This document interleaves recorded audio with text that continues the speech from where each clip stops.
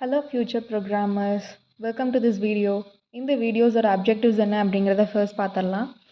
Variables அப்படின்னா என்ன, variables எப்படி டிக்ளேர் பண்ணி நம்ம அவுட்புட் எடுக்க முடியும், வேரியபிள்ஸ் டைப் யூஸ் பண்ணி நம்ம எப்படி எல்லாம் வேல்யூஸ் பிரிண்ட் பண்ண முடியும் அப்படிங்கிறத இந்த வீடியோவில் பார்க்க போகிறோம். வேரியபிள்ஸ் அப்படிங்கிறது வேறு ஒன்றுமே கிடையாது, இது வந்து ஒரு container for storing a data values. For example, இப்போ நீங்கள் வந்து ஒரு விஷயத்தை அஸ்யூம் பண்ணிக்கோங்க. ஒரு கண்டெய்னர் இருக்குது. கண்டெய்னர் அப்படின்னா ஏதோ ஒரு டப்பா. அந்த டப்பாவில் நீங்கள் ஏதோ ஒரு இது ஸ்டோர் பண்ணி வைக்கிறீங்க. எக்ஸாம்பிள் சர்க்கரையாவோ இல்லை வேறு ஏதாவது ஸ்பீசஸாவோ ஏதோ ஒன்று இந்த டப்பாவில் ஸ்டோர் பண்ணி வைக்கிறீங்க. இப்போ அந்த டப்பா தான் வந்துட்டு வேரியபிள். உள்ளார போட்டு வைக்கிற அந்த பொருள் வந்துட்டு டேட்டா வேல்யூஸ். பைத்தன் பொறுத்த வரைக்கும் வேரியபிள்ஸை டிக்ளேர் பண்ணுறதுக்கு எந்த ஒரு கமாண்ட்ஸும் தேவையில்லை. ஒரு வேரியபிளுக்கு ஒரு வேல்யூஸ் அசைன் பண்ணிங்க இல்லை ஒரு ஸ்ட்ரிங்ஸ் அசைன் பண்ணிங்கன்னா அது ஆட்டோமேட்டிக்காகவே அது வேரியபிளாக டிக்ளேர் ஆகிடும்.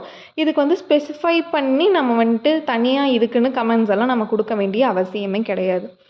ஃபார் எக்ஸாம்பிள் இங்கே பார்த்தீங்கன்னா ஃபர்ஸ்ட் நான் உங்களுக்கு வந்துட்டு ஒரு வேரியபிள் எப்படி டிக்ளேர் பண்ணுறது ஃபர்ஸ்ட் அப்படிங்கிறத சொல்லிடுறேன். எக்ஸ் அப்படின்னு ஒரு வேரியபிள் எடுத்துக்கிறேன். நீங்கள் எதுவாக வேணாலும் எடுத்துக்கலாம்.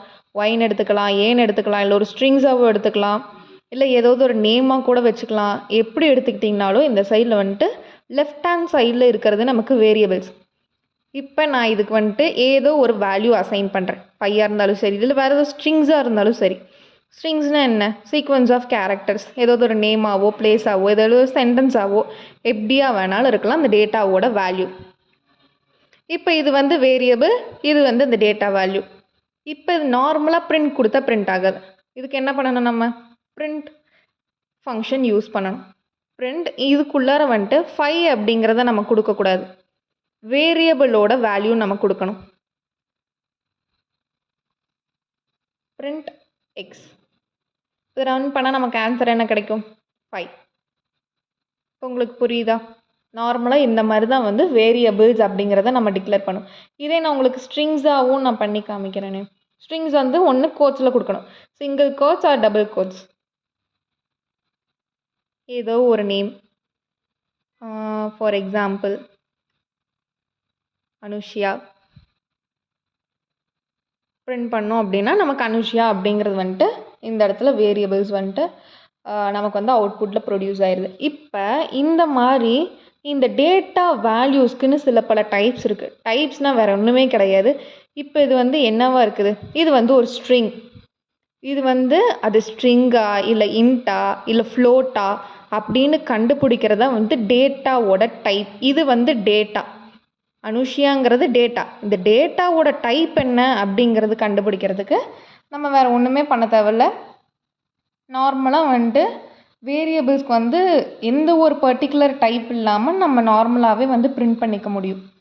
இப்போ இந்த இடத்துல வந்துட்டு எப்படி நம்ம போடுறது அப்படின்னா, இப்போ இதோட டைப், சப்போஸ் இந்த இடத்துல உங்களுக்கு டைப்னாலே என்னென்னு தெரியல அப்படின்னா நீங்கள் இந்த இடத்துல எப்படி போடுவீங்க அப்படின்னா பிரிண்ட் அப்படின்னு சொல்லி இதோட டைப் என்ன அப்படின்னு அதுக்கிட்டே கேளுங்க.